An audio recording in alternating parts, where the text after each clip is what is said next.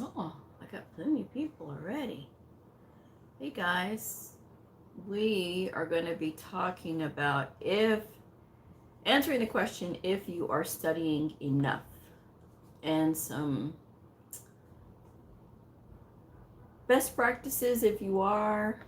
If you have any tips you want to share, that's cool too. Um, Baby coders, veteran coders, whoever you are. Let's see. Let me get back to my screen.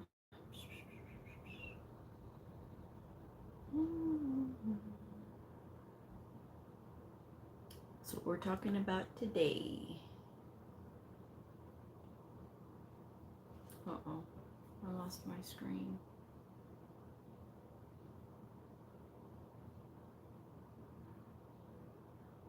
Is this it? Yeah.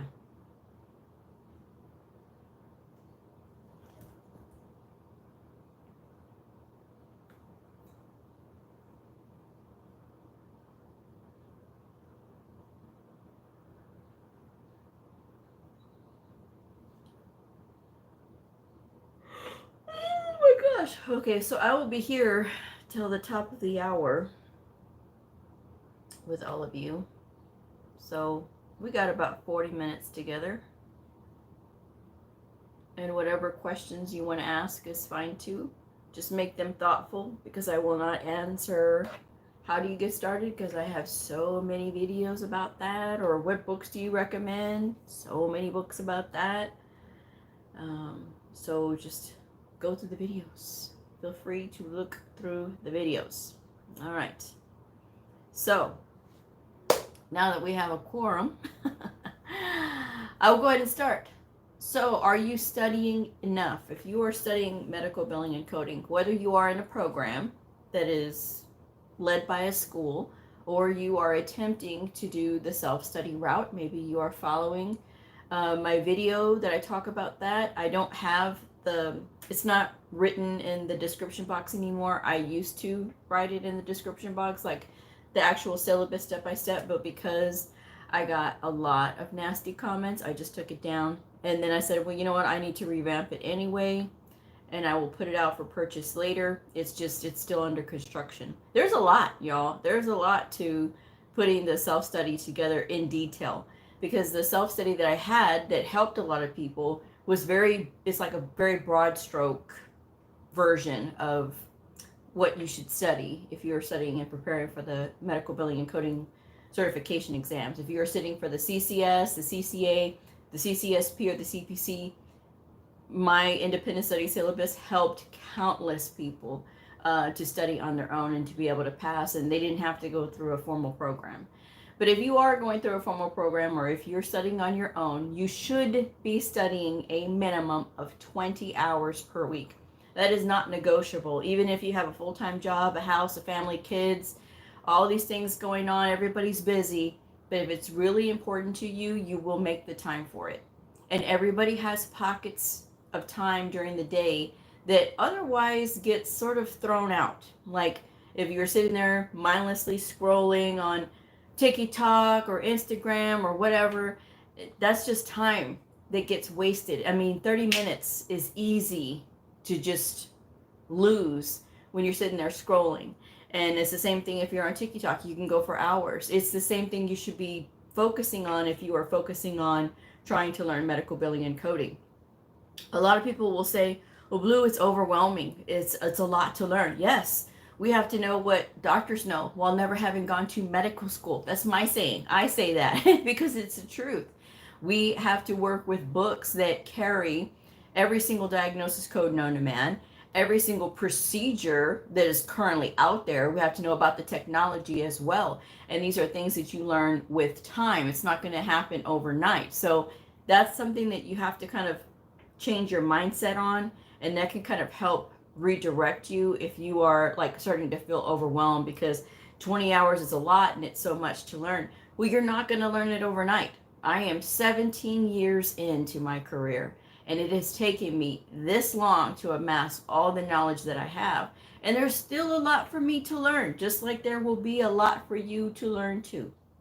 but you just have to take it one step at a time. That's the thing that you have to kind of look at it as. And if you keep telling yourself, I'm overwhelmed, this is overwhelming, you're always going to be overwhelmed. You will be in an endless cycle of, I'm overwhelmed. And then you'll have that analysis paralysis type, but for studying, which it will paralyze you into not studying. And that is the worst place to be in when you're trying to get where you need to go. So studying 20 hours per week and making that a goal. That is 3.5 hours per day for 5 days. That is 17.5 hours. And then you have 2.5 hours on a Saturday or Sunday. And then you have the rest of the time to do TikTok or spend time with your family and your kids. Your studying medical billing and coding does not have to take all of your time where you feel like that's the only thing you do 24/7. If it feels like that's all you're doing 24/7, then you're doing it wrong. You're doing it wrong and you're going to burn out. Yes, there's a lot to learn, but if you try to cram it all in, it's not going to stay. It's better that you break up your time and you go through little bit by little bit and start building those blocks rather than trying to just do everything overnight. I don't know why people think that you can learn medical billing and coding so fast. That is another stupid, it's a stupid thing that people think. It's obviously wrong, because there's programs out there that say, oh yes, you can learn medical billing and coding in just 2 months. Oh yes, we can get you on the road to a brand new career in medical billing and coding in just 4 months, just 6 months, and you'll be on your way to this high paying salary where you can work at home. You can do all these things, and they just feed you these lies. Well, then you're out here like, disillusioned, because in the real world, it's not even like that. And there's people out there that are brand new demanding things that they haven't even earned yet. And then they want to come in on the high end of the salary scale. Get out of here. You haven't earned it. Well, I used to be a nurse. Doesn't matter. I used to be a surgical tech. Don't care. You have to start where everybody else starts. But you're not there very long. Okay? You're not there very long. So that's the other thing that we got to get some reality checks going to, because some of y'all have y'all's head in the clouds so freaking bad. I feel sorry for you, because it's just like, it's ridiculous. And the industry needs good coders. And good coders are going to come from the studying. They're going to come from, having all of this knowledge. And they're going to go places, very far places, by doing what they're supposed to do, which is studying. And that's one of the things that if you told people how hard they had to work just to learn it, a lot of people wouldn't do it. But you're here now. You're here now in it. And this is the hand that you got dealt. And rather than sit there and complain about it or say how hard it is or how overwhelming it is, all that energy that you spend complaining about all that, when you could actually be studying like you should. So 20 hours per week. Setting a realistic deadline when you're going to take your test. You don't have to obviously pay for the test right now, but if you look at your calendar, you say, okay, 9 months from now, I want to be sitting, getting ready to take my medical coding certification exam. I want to be done with my independent study. I want to be done with the school program, and I want to be getting geared up for my test within 90 days of my completing my program. Or I want to take a whole year. I'm going to go a little bit slower, Blue, because I need time to learn. That's okay too. I want to go 18 months. 18 months is even better if you got it, okay? And just because you're studying doesn't mean you can't be working. I did that. I worked and went to school. So I don't know why people think that you have to stop one thing in order to be able to do this. Would it be great and ideal if that was all you did? Sure. Who wouldn't? Who wouldn't like that? But at the same time, we have to be realistic, and especially in the economy that we are in right now. I'm just saying. Hi, Jaleesa. Hi, Kai. Hi, Eve. Oh, hello from St. Louis. Just got done with my program last week. I need to schedule my CPC exam. I'm so nervous. You shouldn't be if you've been studying. Hi, Anna.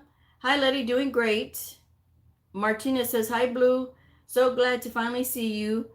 Keep missing your great content. Oh, hello from Indiana. Hello, Elizabeth.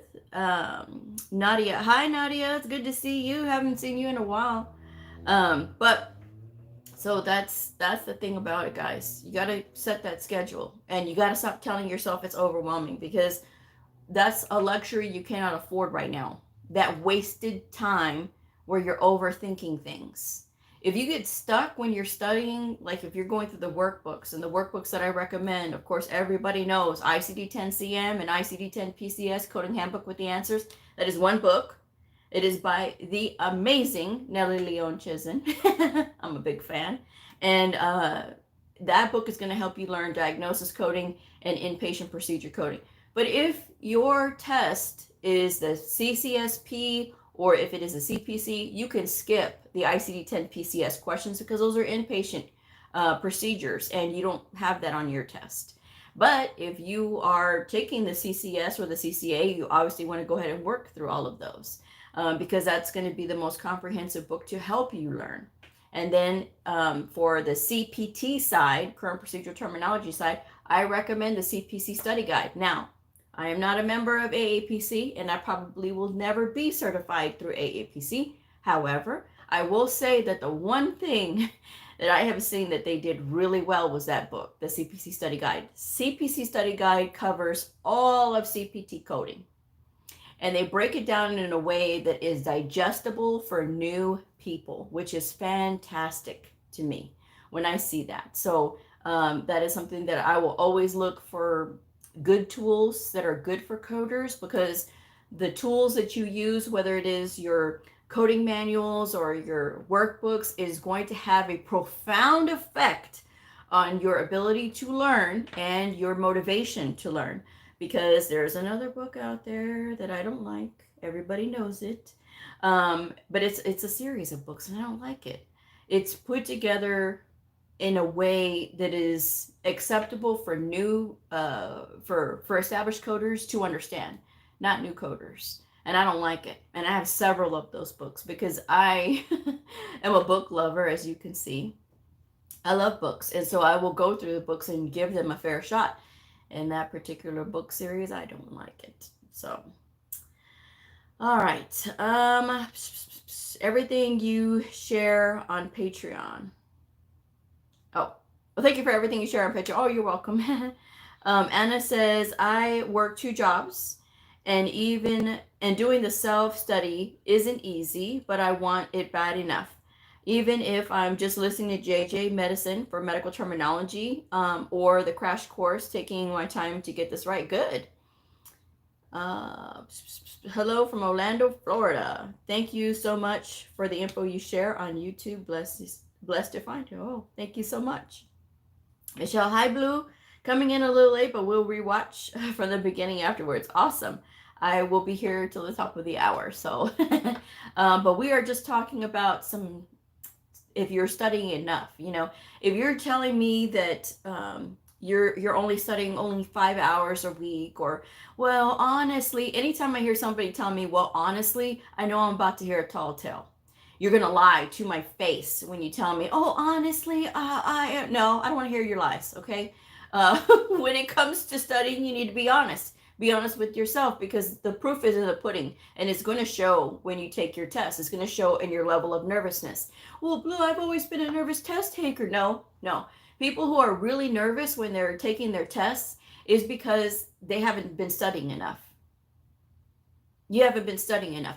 If you had been studying enough, you would get those normal feelings of nervousness, but they would go right away and leave, because you would be like, okay, this is familiar. I know this stuff. You're not walking in to take a test that you've never seen the material before, right? And especially if you've been putting in the adequate amount of time, you're not going to have a hard time with that test. It's not going to be so scary to you. And for people to say, oh, I'm just a nervous test taker, it's just an excuse. No one likes to take tests. Do they really like to take tests? But, again, adding to that, well, I don't like to take tests. And then if you fail, oh, that's just a confirmation that I don't take tests very well. No, because you had it in your head. You absolutely had it in your head. And for those of you who are going to comment how I'm so extra and how I'm doing too much, even though that same person messaged me in a full-on meltdown about how they just knew that they were going to fail their test and it was my fault. Okay, first of all, I don't know you. I've never tutored you. You've never participated in any of my shows. Nothing, but it was my fault.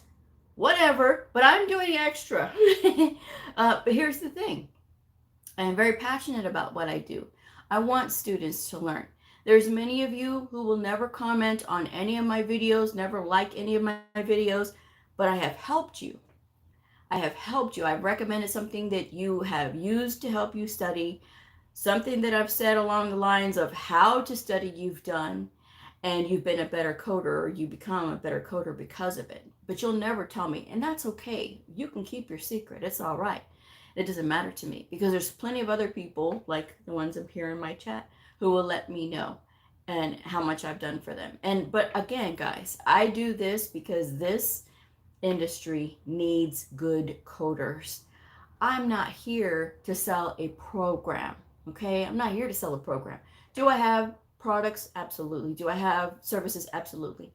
Because y'all ask me for them. But that's not, again, my main purpose. My main purpose for being here is to share all of the experiences that I've had as a coder and hopefully helping you along the way.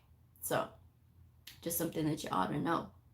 And I'm here for you to be truthful with yourself too, because a lot of times people will tell me, Blue, I heard you the whole time I was taking the test, and I said, I know I'm going to do well because I studied. And then they come out with a good score because they studied, and they go, I heard your voice, Blue, you could do it. Well, there you go. So, all right. She no lies. Let's see. Hi, Vanessa. Hi, Elizabeth. You helped me. Thank you. There you go. And thank you, Vanessa, for the like reminder. So, but yes, make sure that you're studying. And there will be people along the way in your journey who will, of course, try to speak like they know and they don't know. Why are you studying medical billing and coding? That's going to go away. It's going to be AI. Again, what do you know about our industry? Are you certified as a medical coder? Have you ever worked in our industry? No. Sit down. Okay? It's as simple as that. Well, my friend says this, or somebody said that their therapist said that they were, because they were studying medical billing and coding. Really? I could say a few things about you, ma'am, but I didn't, but that's the thing, I mean, medical coding finds people, and the people that it does find, if you take it seriously and you study like you're supposed to, and you get the workbooks and you stop making excuses, you're going to go far. You can go anywhere, you can do anything, basically, in your career. You'll have so many opportunities if you apply yourself, okay? Because once you get that certification, then you'll have more doors to open right for you, okay? And then it's just all a matter of finding your job and doing all of those things next. I saw this one thing on LinkedIn. Lady said that she had gotten her certification, and then she was like so many people complaining and going on because no one was hiring because everybody wants experience, and she couldn't find an entry-level position. And she had been looking for 100% remote positions, and she couldn't find them, and she would get rejected, and worst of all, ghosted. People are not going to respond because they don't want to be scolded. I mean, I'm sure that there's going to be people that, if you tell them, hey, we didn't select you, they will be fine with it. But there's going to be other people that are going to give you a hard time, and why would they want to sign up for that sort of thing? And so a lot of the HR people just don't even do it. They don't even bother to respond. That's why you get ghosted, okay? But then, I don't know how the light bulb finally turned on, but the light bulb finally turned on for her. And she said, oh, well, I decided to find coding adjacent positions or positions that could get me relatable experience. Hello? And I decided to look for jobs that were in person instead of 100% remote, and now I'm working. Miracle how that happens. Again, when we fall into that trap of, just trying to do things, because, the school told me. No, the school lied. school lied. They're trying to get you to sign up for the program. They're trying to get all your money. That's what they're trying to do. That's their job. You get it? So, like I said, if you take the time and you study and you do what you're supposed to, and you want to start from the bottom, sure, but you don't have to sign up for, entry level only jobs. Everybody's looking for that magical word, entry level job. Even if they're asking for 3 to 5 years experience, you're still going to apply anyway. That's what I always say on every single show. And then I have somebody who says, oh, do we still apply anyway? No, you don't apply. Everybody else, yes, but you know. You wait for those entry-level positions. Yeah. So, but anyway. So we are studying our 20 hours per week. We are using other tools like videos, JJ Medicine, Crash Course to learn medical terminology and anatomy. If you are not focused on learning medical terminology and anatomy, you're just trying to learn the coding, guess what happens? You're going to fail at the coding because you have to know what different body parts are, where they are. If I asked you, where's the gastrocnemius muscle? And you say, well, Blue, you said gastrocnemius. You said gastro, so that's got to be in the stomach, right? Wrong. It is in the lower leg. It is in your calf muscles. And that's what happens when you do not know your medical terminology. That is what happens when you don't know your medical terminology. You start to mix things up. Okay? And it's not worth it to be all mixed up. That's why you got to start building that knowledge. And you build it in between time. Okay? But you work through your workbook. And you sit there with it. And you take your breaks. You study for 30 minutes, you take a break. You study for 1 hour, you take a break. You don't go longer than 1 hour. You don't try to cram all of your time into one sitting. You take breaks so your brain has time to process the information. What advice would you give to a person that has been working in billing and coding for over 12 years and now the job is asking for certification? I didn't pass the first time and now I'm worried. I don't know why you didn't pass if you've been working in medical billing and coding for 12 years. So glad, Elizabeth. Thank you so much, Vanessa. If you have been working for 12 years in medical billing and coding, I don't know why you didn't learn enough. I mean, having the experience, a lot of these exams, especially like the CCS, Kai, is it Kai or Cal? I can't hardly see because it's very light. I think it's Kai. Some of these exams, it is Kai. Okay. Some of these exams, they say that they want people to have had experience. The CCS is a great example of this. It says, 3 years experience in coding or a year or 2 years of experience in coding is recommended. And then people see that and they freak out. Oh, I can't take it because it says it's recommended. Recommend means like it's recommended. It's not required. It's required does not mean recommended. And recommended does not mean required. It's just a suggestion. If you have experience, this should also help you because you understand the nuances of the language and you understand like more things than somebody who is just barely out of school. Okay. If you've been doing this for 12 years and hopefully you've done more than one specialty, but if you've only done one specialty coding, maybe you did PT and OT for 12 years, then yeah, I can see how you failed because that is a lot of just one subject. You have to have exposure to every single subject, which is what stops a lot of coders because they don't want to feel stupid. They don't want to feel like, oh, well, I don't know anything because I'm starting in this new clinic. A lot of people don't like to start in new clinics. I love to start in new clinics because it gives me the opportunity to learn something new. I may not like what I'm doing for the moment, but once you start to learn it, once you start to get more familiar with it, it does get easier. So thank you, Letty. But yes, if you have been working that long, and the other thing too, when you work that long and you just think you can go and take the test and you don't really study for it, that's also a problem. If you are not giving this test its due, which means like you need to look at whichever certification exam you're going to take, whether it's a CCA, the CCS, or the CCSP, or the CPC, and you need to look at the domains. The domains is going to tell you what's on the test or what is expected for your knowledge level to be, competent in. And so sometimes when you're looking there and you see something that maybe doesn't seem too familiar to you, maybe you are not really sure about DRGs, for example, right? You're not really sure about DRGs. You're not really keen on, present on admission. And you say, well, I got to learn that. Then you spend some time learning that, okay? And it'll tell you which settings you're supposed to be coding for, the ER, inpatient or outpatient. And so if you struggle with ICD-10 PCS coding, that inpatient procedure coding, that's your next stop. That's where you really got to focus in on learning.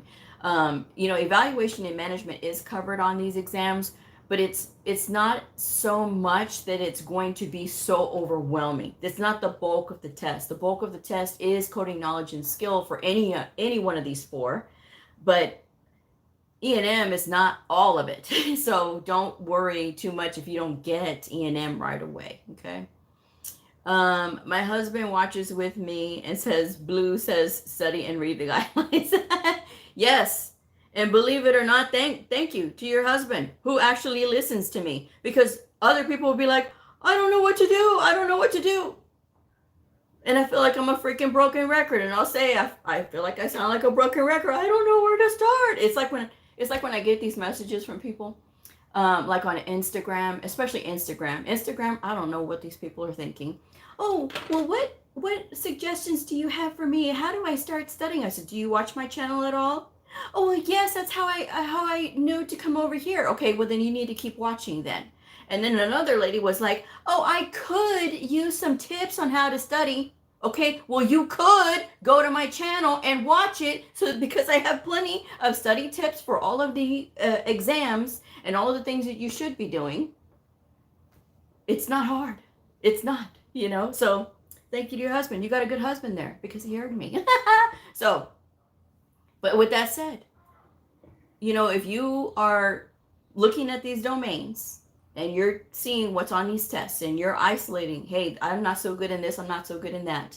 And you say, well, Blue, E&M makes me nervous. E&M makes everybody nervous. Why? I don't know, because E&M is not that hard. But people make it out to be overblown what it doesn't even need to be.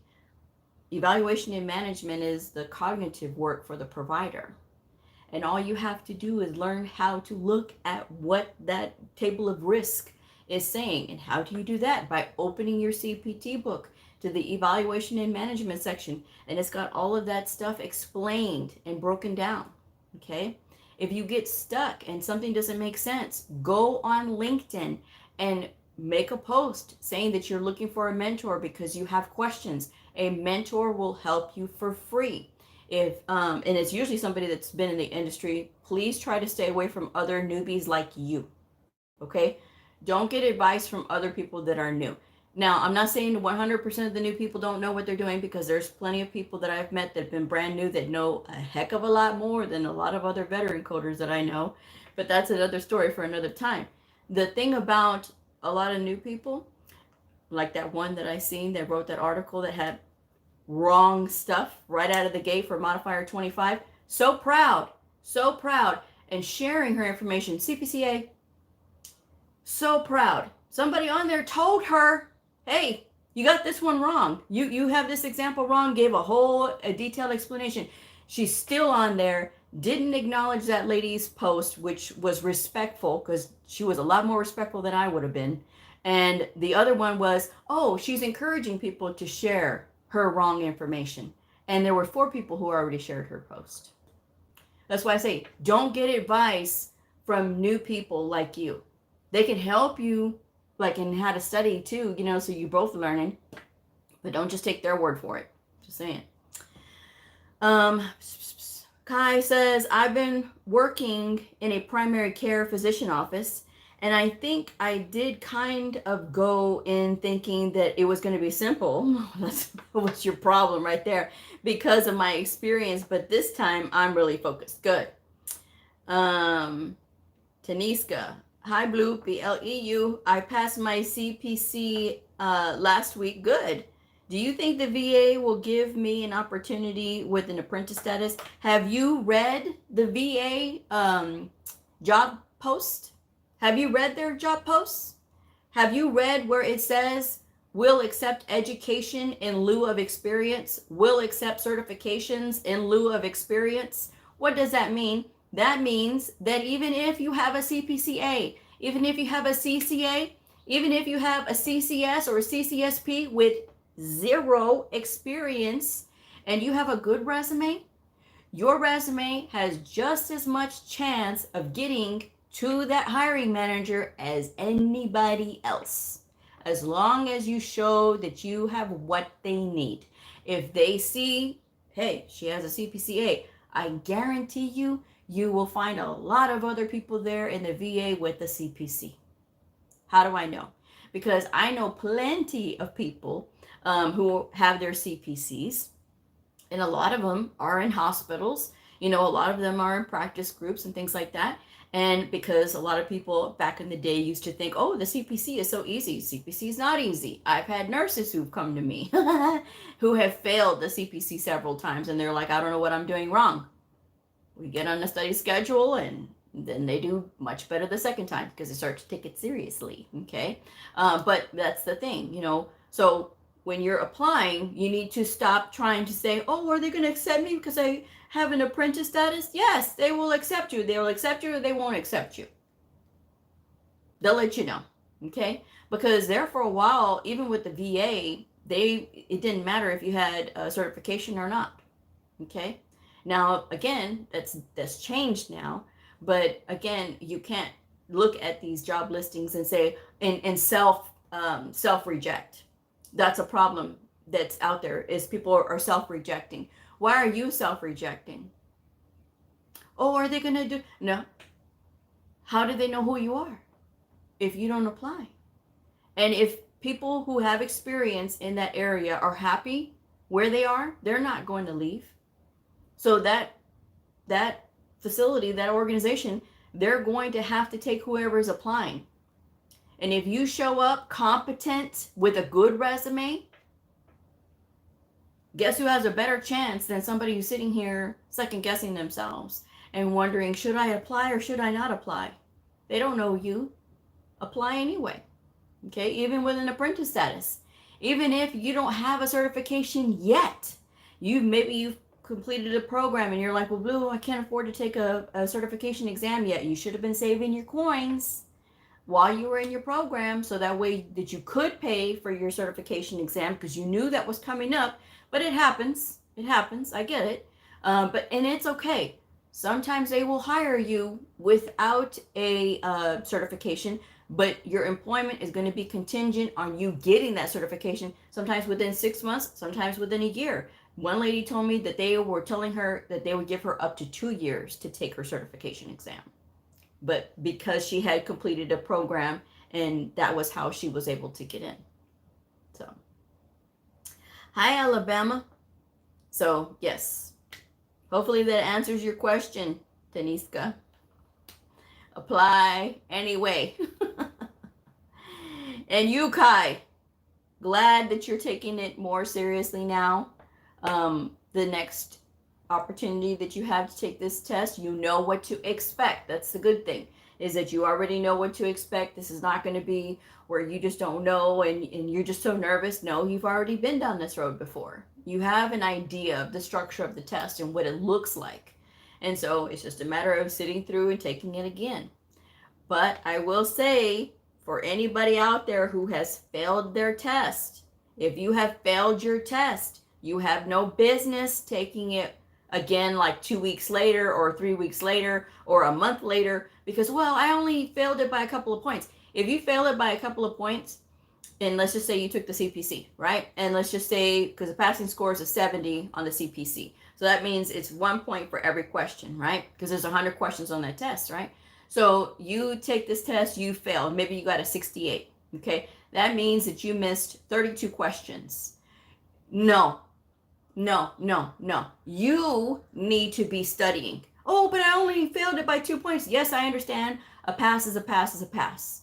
And even if you would have got a 70, I would still tell you the same thing I'm going to tell a person who got a 68, which is, no, you need to go back to the books and you need to study again. You need to keep studying, because barely passing is not where you want to be. They don't care what your score is when you're applying for jobs. They don't care. They don't care if you were whatever, magna cum, I don't, whatever. They don't care if you make dean's list. They don't care. All they care about is if you got your certification. That's all they care about. However, we need to be a step above that. As coding professionals, we need to make sure that we are competent. You should only be taking the tests if you are competent. If you are not, and you're just gambling your way just to kind of pass, just so that you have your certification, but you barely pass, you need to be going back to the drawing board and studying again. If you got a 68, I know sometimes, like, if you get the 2 times, that there's a certain limit. Go obviously to the limit that you can. But if you have a choice of when to take it again, wait 90 days. Wait 90 days. Study for 90 days. And I guarantee you pass with a better score if you're studying 20 hours per week. Just saying. Hi, Liz. I have my CCSP and would like to get the CCS. How many months should I plan to study for the CCS? That depends on how well you are already with inpatient coding, because inpatient coding is on that CCS exam. It covers inpatient coding and outpatient coding. And so if you don't know anything about ICD-10 PCS, or if that's your weak spot, I passed my CCSP at the end of March 2021. I didn't take my CCS until November 2021, and I took from April all the way till about October. It really was the end of September, early October is when I stopped studying. But it took me all that time to study the inpatient coding part, actually going through and learning ICD-10 PCS. I got my Optum ICD-10 PCS book, and in the back, it has Appendix M with 388 procedures that you can look up. And it also has the answers. Excuse me, had an apple. But if you go through and you look up all those procedure codes, you'll be fast with ICD-10 PCS. And trust me, 388 of those, you will be good on that part. If you know that you need to kind of go over like present on admission and things like that, it also helps to take your time going over those things. It also helps to take your time going over the rules too for inpatient coding, because they're way different from outpatient. Okay. And so it is a 2-part exam. So you got to keep that in mind too. You've got the first portion of that exam of CCS, which is multiple choice. And then you have your case studies. You have 33% emergency department, 33% outpatient coding, and 33% is inpatient coding. So you have these 2 sections of this test. You've got to get done with that multiple choice first, and then you can get to your case studies. You have to make sure that you have sufficient enough time to get to those case studies. So time yourself well in that exam. Time yourself well. So if you're going on any indication like that, it took me at least 6 months, okay? A little bit longer, but it took me time to really study. Because I didn't have to really study for the CCSP because I'm already an outpatient coder, and I got through that test pretty fast. And so that was, and I passed the first try on that one. So that was not my hardest part. My hardest part was having to learn the inpatient, because I knew enough about inpatient to get around. It's like knowing enough Spanish to get around and ask for a beer. You know what I mean? Like, that's the only thing I knew, just enough. But I knew I needed to have more in-depth training and in-depth learning. So that's when I got my ICD-10 PCS book, got more comfortable with that, worked through the Nelly book, and that's how I was able to learn that. So you don't have to compare yourself to me. If you go through faster, you go through faster. But that was me. Okay, but my schedule looked a lot different from a lot of other people, so I'm just saying.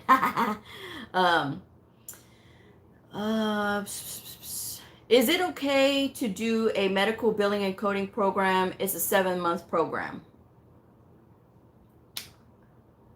I want to become a medical coder. Is it going to medical billing and coding program a first step to becoming a medical coder? Yes. But 7 months is fast.